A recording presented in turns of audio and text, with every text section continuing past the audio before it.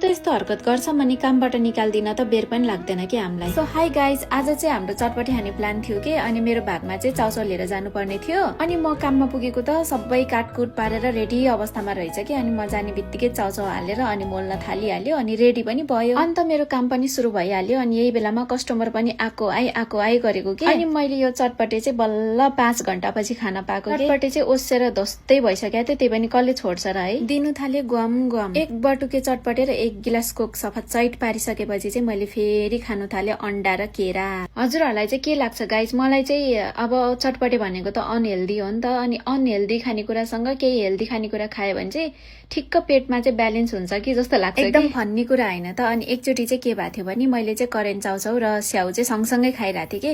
अब करेन्ट चाउचाउ त पिरो हुन्छ अनि स्याउ चाहिँ गुलियो हुन्छ नि त। अनि मैले त्यसरी खाइरहेको देखेर चाहिँ मेरो साथी मरी हाँसेको थियो कि अब जङ्क फुड पनि खानुपर्ने अनि